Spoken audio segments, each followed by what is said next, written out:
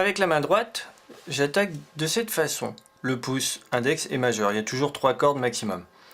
Et le pouce, il est devant, il n'est pas en face l'index. C'est pas d'importance si vous faites le pouce en face l'index. Il y en a beaucoup qui le font, la majorité.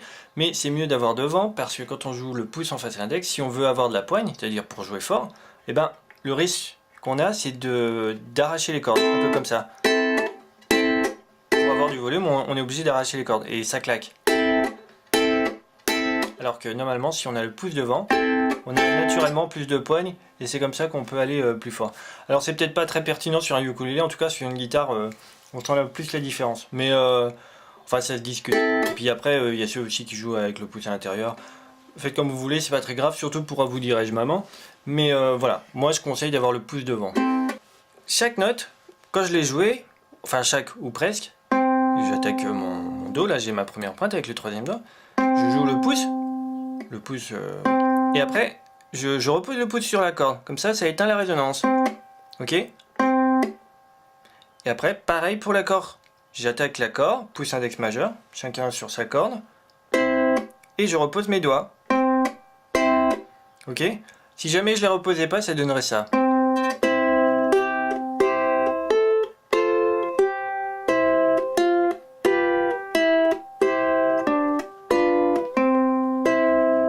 Ça marche, hein, c'est pas moche, mais c'est un caractère plus rigolo, plus enfantin, et ou en tout cas je préfère le caractère que ça a quand on coupe les notes comme ça.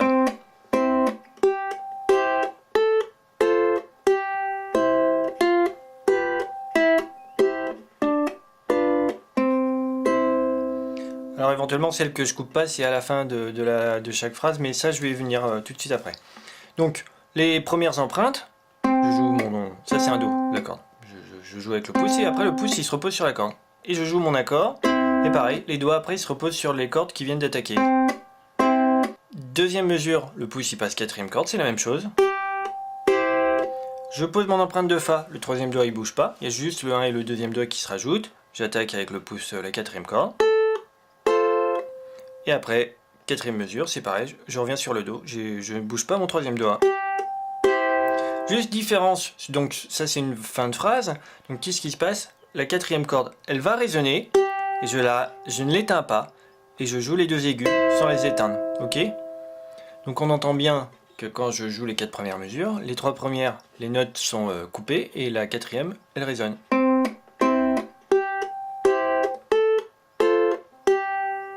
Ok? Parce que la mélodie ça fait... Et la dernière note, elle est longue. Cinquième mesure. L'empreinte de G7, moi je la pose en entier. Enfin c'est pas obligé. Pourquoi mettre un troisième? Parce que qu'on la joue comme ça ou comme ça c'est pareil, mais comme dans le morceau on la rencontre des fois en entier, c'est-à-dire en posant 3 doigts, premier doigt ici, puis deuxième et troisième doigt comme ça. Et bien autant, même quand il n'y a que 2 doigts à poser, autant poser les 3. J'attaque avec l'index. Parce que c'est la note du milieu là, du coup. C'est pas le pouce qui joue la mélodie, c'est la note du milieu. Alors, j'attaque avec l'index, et pareil, il se repose. Et après, j'attaque les notes de l'accord. Là, la technique, c'est que d'habitude, quand j'attaque avec le pouce, enfin, quand j'attaque les 3 notes, que le pouce, c'est la note de la mélodie, normalement, j'essaye que le pouce il soit plus fort que les autres notes. Et ça, c'est relativement facile, surtout quand on a le pouce devant, parce qu'il peut faire un plus grand geste.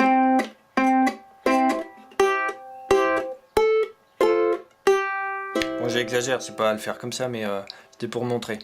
Comme ça, on comprend bien. Et quand on a 3 cordes, faire ressortir l'index, c'est pas facile. Parce que comment il doit faire pour jouer plus fort que les autres? Il doit faire un plus grand geste, pendant que les autres, ils font un petit geste, ok? Sinon, ça sonne égal, mais c'est pas grave. Si les 3 voix sont égales, ce que j'appelle les 3 voix, c'est les 3 cordes. Si les 3 cordes sonnent aussi fortes l'une que l'autre, et ben c'est pas grave. Et sinon, si on peut, on essaie de faire ressortir la deuxième corde avec l'index parce que c'est là que se trouve la mélodie. Ok? Après, on retrouve le Do. Bon, pareil, c'est l'index qui attaque la deuxième corde. Le G7.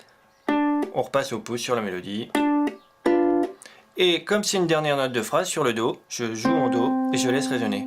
Ok? Donc en fait, les mesures 1, 2, 3... et 5, 6, 7, je coupe les notes, et mesure 4 et 8, je laisse résonner. Ok? Deuxième portée, c'est que des empreintes qu'on a vues, sauf une, mais donc la première mesure, on l'a déjà vue. C'était la même que la deuxième mesure de la première portée. Deuxième mesure, c'est la même que cinquième mesure de la première portée. Le Do de la troisième mesure, on l'a déjà vu, c'est comme la sixième de la deuxième portée. Et il y a juste la quatrième mesure qui change. Alors je joue mon 2 et après j'enchaîne au G7. Là, enfin je joue mon 2, je joue la deuxième corde à vide et après je joue le G7. Le 0 sur la deuxième corde, je le laisse résonner, je le coupe pas. C'est-à-dire que les trois premières mesures, je coupe.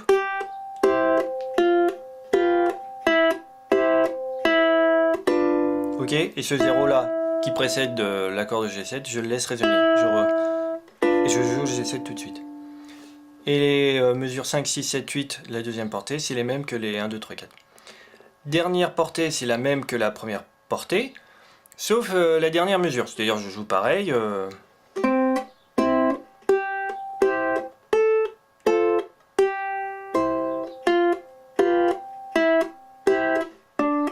Et là, pour le dernier accord, je plaque directement les trois notes en même temps. Et je peux même ralentir si c'est dur d'enchaîner. Voilà. Et quand je joue les trois cordes, moi j'essaye que ça soit quand même la note dominante, ça soit la troisième corde. Hein. Ok ?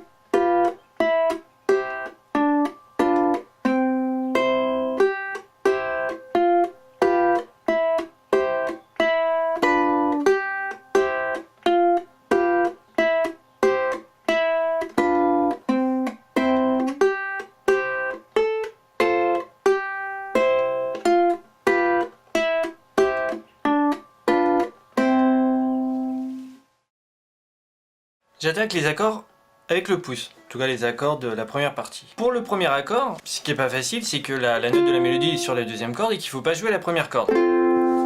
Pour y arriver, quand je joue avec le pouce, on voit, je me repose ici sur la première corde. Ça s'appelle buter. Quand on bute avec le pouce, ça veut dire que je me repose sur la corde en dessous. Quand je pince, c'est quand je me repose pas, ok ? Ça veut pas... Buter, c'est pas toujours reposer sur la corde en dessous. Si j'attaque avec l'index, ben, quand je bute, je me repose sur la corde au-dessus, quoi, en fait. Donc, pour réaliser ce premier accord, je bute avec le pouce. Ceux qui préféreront plaquer, ils peuvent plaquer. Moi, je préfère buter parce que ça a un caractère plus... Bon, si je pince, ça donne ça.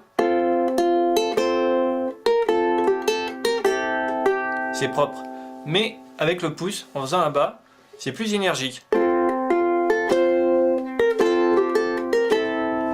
Ok? Et en plus avec le pouce, ce que je vais faire, c'est que le pouce va être rigide et c'est l'avant-bras qui va descendre. Ok?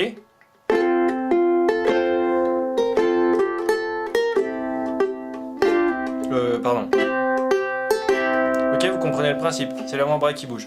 Si je bouge que le pouce,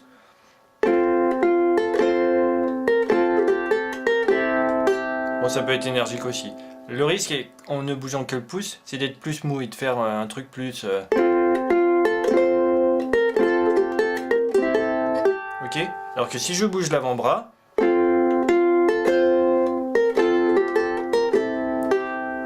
je suis sûr d'être énergique. Vous voyez, mon avant-bras, il bouge comme ça. La mélodie, après, je continue avec le pouce. Vu que j'ai fait là, comme ça, et ben c'est le pouce qui continue de jouer. Ok? Le 0, il est très bref. Donc dès que j'ai joué le 0 sur la première corde, tout de suite, je pose mon troisième doigt, troisième case, première corde, et tout de suite, je réattaque l'accord. Mais je peux attaquer aussi avec l'index. L'avantage de l'index, c'est que quand je joue l'index, ben, le pouce se remonte, et donc du coup, il est plus prêt à attaquer tout de suite. Ok, si le pouce il est là, dès que j'ai joué le 0, c'est facile de faire bas. Alors que si je suis là, il faut remonter pour faire le bas. Mais tout est possible, on attaque avec le pouce ou avec l'index.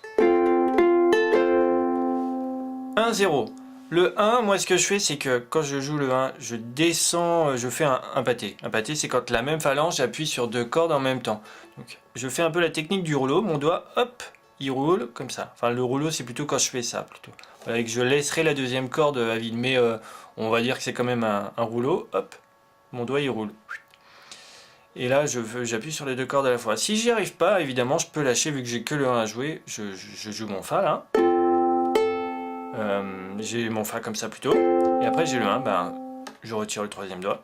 Et puis je joue le 1 en descendant la première corde, d'une corde. Et après, je me replace juste au-dessus pour jouer le Fa.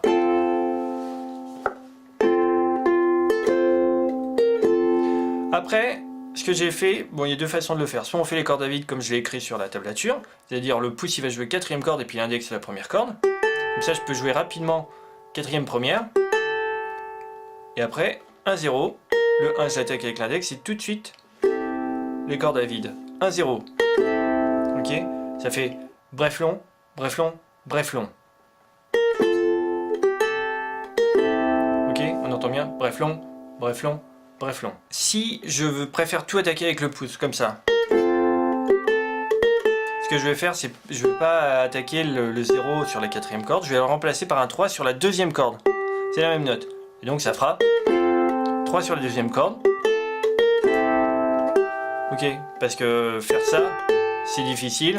Enfin, c'est pas infaisable, mais disons que c'est plus simple de choisir dans ce cas-là, si on veut toujours au pouce, de substituer le 0 de la quatrième corde par un 3 de la deuxième corde. C'est la même note. Deuxième portée. Alors là, j'ai à nouveau 3 cordes, mais je bute pas sur la deuxième corde, parce que la note à faire ressortir, c'est la quatrième corde. Donc quand je fais mon bas, j'accroche un peu la corde à l'attaque. Vous voyez, j'accroche, et là, j'attaque. Ok, le fait qu'elle soit un peu déjà tendue, un peu comme une corde d'un arc que j'aurais bandé, hop, elle est plus rigide. Et hop, quand je la lâche, elle libère plus d'énergie. Enfin, je suppose que c'est ça, hein. Après, je suis pas physicien. Mais là, quand je fais ça, j'attire, hop, et quand j'attaque les 3 cordes, elles sonnent plus fort que les deux autres. Elles sonnent bien plus fort. Alors que si je faisais comme ça, là, je bute, comme au début de la chanson, et ce qui se passe, c'est que c'est celle-ci qui va ressortir. Ok? C'est pas ce qu'il faut faire. C'est celle-ci la note de la mélodie. Alors souvent, quand la mélodie est sur la quatrième corde d'un accord, et qu'on fait des bas et des hauts, bah je dis bah on fait un haut. Et là, si on fait un haut avec le pouce, bon il y a de l'ongle, c'est pas très joli je pense. Enfin, si vous aimez vous le faites. Sinon on fait le haut avec l'index. Ok? Et puis pour la deuxième mesure, pareil, on fera pouce index quatrième première corde, et puis l'accord on fera un haut avec l'index. Pardon. Ok. Bon, moi c'est pas ce que je fais, j'aime bien faire que des bas avec le pouce. Et je fais ressortir la quatrième corde quand même. Après, bon, j'ai mon 0, mon G7. Bon, rien à signaler. 0, 0. Pareil, si je joue tout au pouce, au lieu de faire quatrième première corde, je peux faire un 3 sur la deuxième corde et puis faire... Ok. Quand je joue le 2 ici, en fait, le 1 et le 2 de la corde G9, il est maintenu appuyé. Comme ça, je pose mon doigt ici, puis ça fait une empreinte de G7. Les notes, elles résonnent toujours ici, donc c'est bien de les laisser appuyer. Et puis après, j'enchaîne avec mon Do7. Alors pour ceux que c'est dur d'enchaîner Do7, bon déjà avant de dire c'est dur, on s'entraîne, c'est-à-dire on le fait pas 30 secondes et puis on dit j'y arrive pas. Hop, on s'entraîne, on enchaîne l'empreinte plusieurs fois, et puis ça finit par aller de plus en plus vite. Quand j'enchaîne le G7 et le C7, le troisième doigt, il glisse. Ok, et les autres ils se replacent. Mais aussi quand j'enchaîne C7 à G7, même si là on l'a pas dans le morceau, c'est le troisième doigt, il glisse. Et j'en fais, plus ça va vite normalement après. Mais si jamais je voulais simplifier, donc c'est là où je voulais en venir, on peut faire un Do classique, comme ça marche aussi. La différence n'est pas énorme, mais c'est quand même mieux le C7. Si je joue les deux pour que vous entendiez, d'abord en Do, et un C7. Maintenant le refrain. Le refrain, j'attaque toujours avec index et majeur.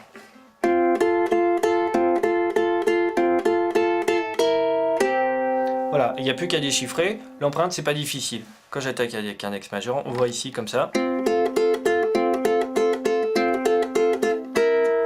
Autre chose qu'on voit là quand je suis prêt, c'est que c'est les phalanges qui se plient. Et mon poignet est stable. Ok ? Je pense que c'est mieux de faire comme ça que de picorer. Ce que j'appelle picorer, c'est quand les phalanges sont rigides et c'est le poignet qui bouge et ça donne ça. Et vous voyez mon poignet bouger. Et quand on va vite, ça fait ce que j'appelle picorer comme le bec d'une poule.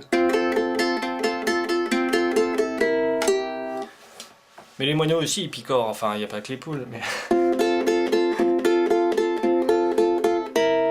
Bon voilà, à mon avis, et puis dans l'absolu, on doit être plus véloce quand on s'habitue à plier les phalanges. En plus, je pense qu'il y a même un meilleur contrôle de la dynamique. La dynamique, c'est fort ou pas fort, quand on plie les phalanges, plutôt que quand on attaque comme ça. Autre chose aussi, alors là c'est très subtil, hein. Moi ce que je fais quand je joue le début, là, c'est... Ma première corde, elle est là, enfin ma première croche. Et après, je joue les deux cordes en dessous. Et quand je joue les deux cordes en dessous, j'éteins la résonance de la troisième corde en posant mon pouce comme ça. C'est pas obligé de le faire. Si je le fais pas, ça donne ça. C'est très bien aussi, on entend... Ah, enfin, comme ça, c'est pas choquant. Mais moi, je trouve que ça sonne plus élégant de poser le pouce sur la troisième et la quatrième corde. Comme ça. Quand je joue les deux cordes d'aigu pour éteindre la résonance de la troisième corde.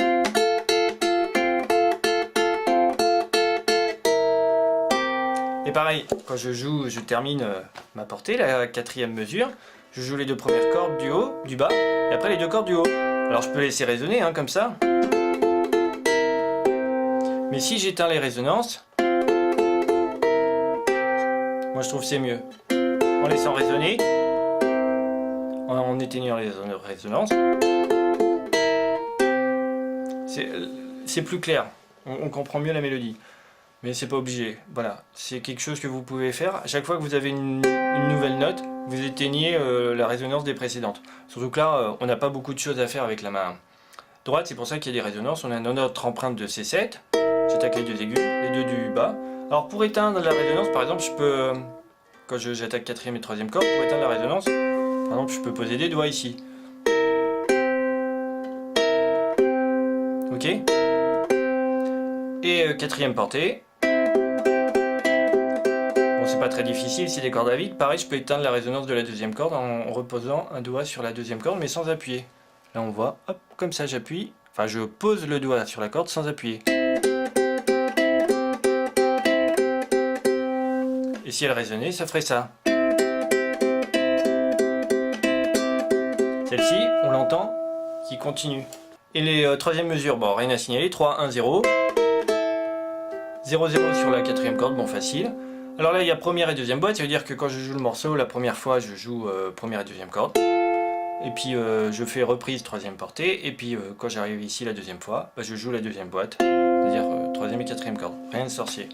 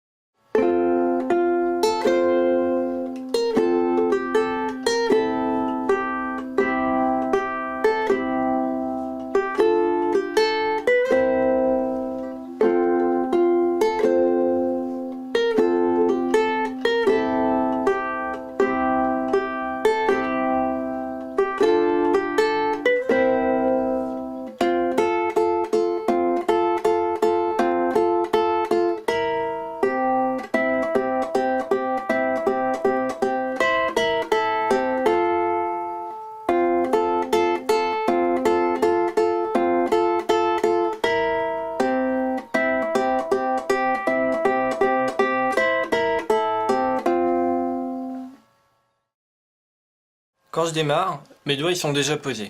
L'empreinte de La, bon classique, premier, deuxième doigt, et puis le quatrième doigt ici.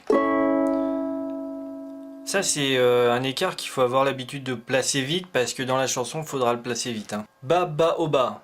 3 km ou 1 km. Ok, ba, ba, au bas. Ça sonnera mieux que si on fait que des bas. Même si ça marche aussi. Bon, moi je conseille de faire ba, ba, au bas. Après, on a le 2 qui passe. On pourrait presque l'anticiper. Ceux qui peuvent, ils peuvent d'ailleurs même dès le démarrage poser les 4 doigts comme ça. L'empreinte de La, le 2 sur la première corde. Et puis en plus le 4. Et il y a 2 doigts posés sur la première corde. Ça sera un bas aussi le 2. Et après je retire le 2. Et j'ai mon La. Alors les croix, ça veut pas toujours dire la même chose sur une partition. Des fois ça va être chunk. Des fois ça va être fruit. Des fois ça va être de la percussion. Moi ce que je fais souvent c'est que je fais un petit bruit. Par exemple si je fais un petit chunk, mais léger hein. Chunk, alors c'est quoi? Ici je place mon pouce. Quand je descends avec l'index, mon pouce il est collé comme ça et il va se coller contre les cordes. Du coup quand j'attaque avec l'index, au lieu d'attaquer la corde, le son va être étouffé. Ok, et je fais ça sur les 4 cordes. Ok, et là le pouce on voit il étouffe les cordes et c'est l'index qui attaque. Hop, vu d'en dessous, c'est l'index qui attaque et le pouce il étouffe. Et bien quand on va vite, ça fait ce son là. Une fois qu'on a pris le coup. Ok. Fruit, c'est le même principe, la note est étouffée mais c'est avec la main gauche que j'étouffe. Et par exemple bah ça fait un son différent quoi entre et voilà. Mais c'est les cordes étouffées. Donc là les deux ça marche si je fais un chunk. Et puis si je fais un fruit, c'est-à-dire en étouffant les cordes, comme ça par exemple je mets mon auriculaire, bon c'est une suggestion, je peux retirer l'empreinte et poser tout, il y a plusieurs façons, bon mais là je vais me montrer, l'auriculaire il va se placer là et il va étouffer les 4 cordes, donc du coup ça va faire ça, et je fais un bas, Je peux aussi ne rien faire, c'est-à-dire... Et puis là, j'enchaîne le morceau. Je suis pas obligé de m'occuper des croix. Voilà, vous faites ce que vous voulez. Après, justement, ce chunk, ce foot ou ces croix en tout cas, je rejoue le La. Donc j'ai pas lâché mon empreinte, c'est mieux. Et tout de suite, j'enchaîne au Mi7. Alors quand j'enchaîne La et Mi7, hein, c'est le 1 et le 2 qui s'inversent, comme ça. Puis on rajoute juste le 3 ici. Et je fais un bas. Après, il y a un nouveau bas au bas. Pour le bas haut, c'est des doubles croches, ça va vite, mais j'essaie de jouer que 3 cordes. Ok? Et en le jouant moins fort, on comprend que ça fait pas partie de la mélodie. Et que le 2, de l'accord qui précède, il résonne toujours. Et après, je retire le troisième doigt et j'ai le 0. Ça fait 2 bas au 0. 2 bas au 0. Ok? Et après, je replace le 2. Ok? Bon, ça c'est pas la mesure plus dure. Le plus dur, c'est une fois qu'on est là sur le Mi7, de revenir très vite sur le La. Donc le 1, le premier et le deuxième doigt, il s'habitue à inverser, à se repositionner vite. Et le quatrième, il se repositionne tout de suite. Comme ça, tac. Ok? Donc je suis là sur mon Mi7. Le 1 et le 2, on peut faire comme ça par exemple. On s'entraîne déjà à faire ça. On s'entraîne à faire ça, c'est-à-dire passer à 4 sur la première corde tout de suite, sans bouger le 1 et le 2. On s'entraîne à inverser le 1 et le 2 sans bouger le troisième doigt ici. Et puis après, on essaye de faire les 3 simultanés. Et quand on a 2 empreintes comme ça, on s'entraîne à en faire. Et on en fait beaucoup. C'est l'intérêt. De toute façon, cette empreinte de La, à mon avis, vous la reverrez souvent parce que le La, c'est un accord très fréquent en fait. Et si on fait des instrumentaux, la mélodie, elle peut se trouver sur la 4e case, et ben donc à ce moment-là, on a cette empreinte. Ok, donc après on a le La, Bas, et puis après un 0, Bas. Deuxième portée, c'est le même démarrage. Sauf la 3e et la 4e mesure, où ça change. Donc on démarre pareil. Bas au bas, le 2 et le 0, le chunk éventuel. Un bas, et tout de suite, le barré 6, le barré 2. C'est un 2, un ré 6, donc barré 2 facile. Le 5, moi je pose le 4e doigt et puis je l'attaque avec l'index. Si je fais mon bas avec l'index, eh ben, je fais là comme un haut, un bas, et puis là comme un haut avec l'index. Ok. Mon barré, je glisse à 4 et je fais un bas. Après j'ai un 4 sur la 4e corde, donc comme il faut jouer la 4e corde, je pense que c'est logique de jouer avec le pouce. Mais on peut y arriver aussi avec l'index, ok? Donc sur le E6. Je pense que c'est le plus simple. On fait un bas avec l'index, ou avec le pouce d'ailleurs. Bon, on va dire avec l'index, et puis après on joue avec le pouce. De toute façon, dès le début là, je joue avec l'index, mais on peut jouer aussi avec le pouce. Hein.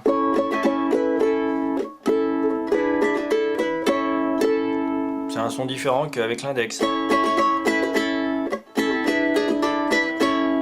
Ok? Donc voilà. Si on joue tout avec le pouce, bah le pouce il fait bas et puis après il se replace vite sur la 4e corde. Puis après on revient vite sur le La.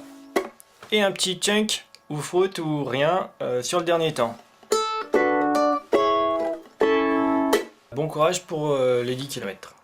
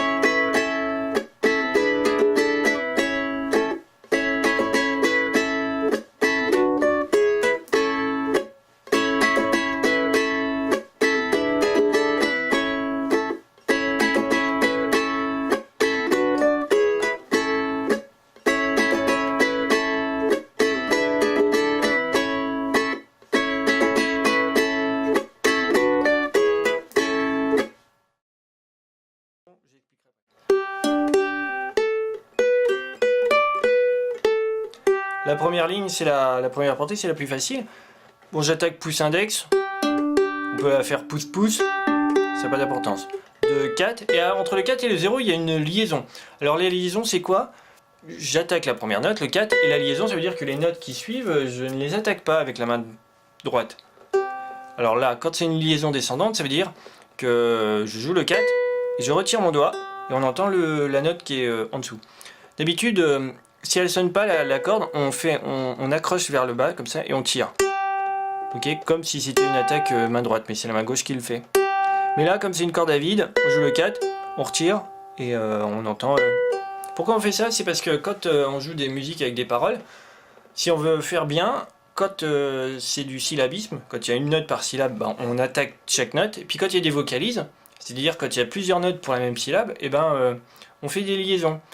Là, les paroles, c'est « Mon petit oiseau a pris sa volée ». Et ben le zoo de oiseau, le zoo, c'est une vocalise. Donc pour faire la vocalise, c'est pour ça que j'ai fait une liaison. C'est pas impératif, on peut tout attaquer. Ça marche très bien. La vocalise. Voilà, c'est pour se rapprocher du dessin, enfin de l'expression de la voix qu'on fait ça. Deuxième portée, c'est les mêmes notes de la mélodie, mais j'ai rajouté des accords. Donc là, je démarre avec pouce index, je peux anticiper mon accord de G5, pouce index, et puis après je plaque.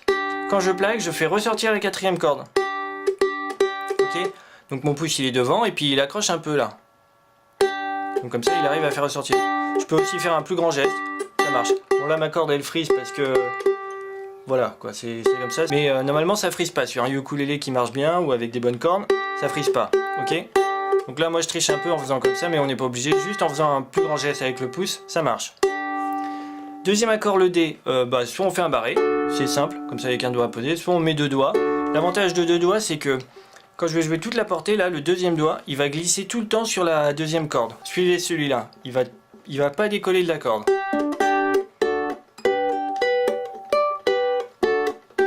Vous voyez, il n'a pas quitté son doigt. Alors que quand je fais le barré, forcément il quitte. Donc, il y a du pour et du contre, soit on barre, soit on met deux doigts. Les deux, ça marche. Et après le D, si je fais comme ça, je reglisse le troisième case et je pose mon empreinte de G. Si j'ai barré, je peux pas maintenir le barré, je peux poser mon G comme ça, mais je vais être obligé de le retirer après pour faire le 0. Ou en tout cas, je baisserai mon doigt, donc autant se mettre directement comme ça, sans barrer, quand je fais le G.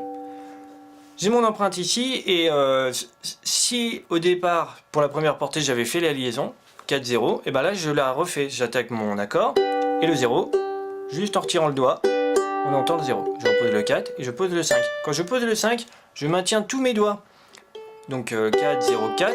Quand je repose le 4, il y a 3 doigts de posés en tout. Et puis je pose le 5, il y a 4 doigts de posés en tout. C'est mieux parce que déjà après, on retrouve l'accord, j'ai 5. Toujours, j'oublie pas de faire ressortir la quatrième corde.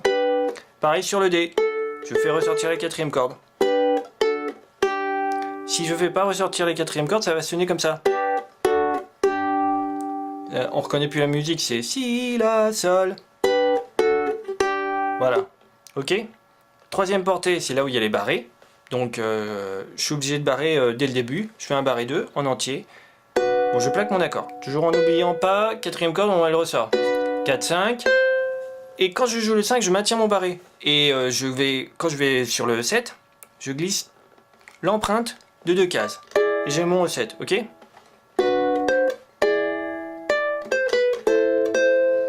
Éventuellement, là je lâche le barré pour la mineure, mais c'est pas obligé. En fait, là ce que je fais, c'est que vous me voyez faire ça, mais mon barré il est toujours posé en fait. Ou presque.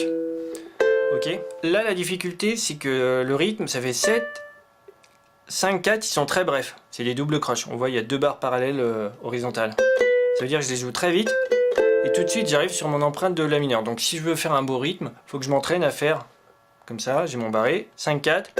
Et tout de suite l'empreinte de la mineure. Je peux me repositionner et lâcher le barré. Et à ce moment-là, ça fait comme une empreinte de G7. Vous savez, le G7, on l'a déjà vu plein de fois, c'est la même empreinte. Mon premier doigt, il est case 4 au lieu de 5, et puis c'est une corde au-dessus. Et à mon avis, il faut juste s'entraîner à faire ce passage, parce que c'est un des plus durs du morceau. Ok. ok, puis reprendre du si mineur. Je lâche entre guillemets, mais je peux déjà anticiper le barré 2. Je pose mon barré à 2, je fais 2, 4, et puis 5. Même si on l'entend pas, le fait d'avoir anticipé le barré, c'est bien pour la suite. 2, 4, je pose le 5. Et alors là, on a la même difficulté. Bon, je rejoue le 5 et 4, 2, c'est des doubles croches, donc ça va très vite. Dès que j'ai joué 4 et 2, donc je joue 4, 2 rapidement, et tout de suite, je joue mon accord de G. J'ai pas besoin de replacer, de bouger le barré. 4, 5, et ça fait comme une empreinte de Fa. Quand vous connaissez votre Fa comme ça, bah c'est la même chose, sauf que je mets 2 et 3, et puis hop, je barre à 2, c'est la même empreinte. Donc normalement, ça peut des fois se servir pour mémoriser une empreinte, c'est comme, voilà, comme une empreinte de Fa, avec barré 2. Et juste ça, il faudrait l'isoler. Je joue mon D7, 5, 5, 4, 2, 4. 5, 5, 4, 2. Puis je joue 2 fois le 4. Ok. Quatrième portée. Je me replace. Bon, souvent, moi, je mets le 2 ici sur la première corde, mais c'est pas obligé. Ça marche aussi avec premier doigt, et puis troisième doigt, ça pourrait marcher aussi. Et puis après, bon, le La mineur. Pareil, on peut mettre premier et deuxième, premier et troisième doigt, tout marche. Là, ce qui est dur, là, je fais ressortir la quatrième corde, toujours avec le pouce qui joue plus fort que l'autre. Donc là, c'est pouce index, majeur. Le majeur, il ressort tout seul, il est tout seul. La mineur, le D7. Alors là, pareil, soit je barre, soit je mets deux doigts, ça marche les deux. D'ailleurs, si j'avais fait le La mineur comme ça, le D7, bah, je le fais en barrant. C'est logique, puisque le deuxième doigt, comme ça, il ne bougera pas. Et après, je vais sur le G. Bon, bah là, il y a plein de solutions. Soit je mets deuxième et troisième doigt, soit je mets premier et deuxième doigt, ça dépend. Si je viens comme ça, c'est logique de glisser le deuxième doigt et de me remettre comme ça. Mais si j'étais comme ça, eh ben, c'est logique après de faire le G bah, aussi avec deux et troisième doigt. Hein. Et puis cette phrase-là, on la répète 2 fois.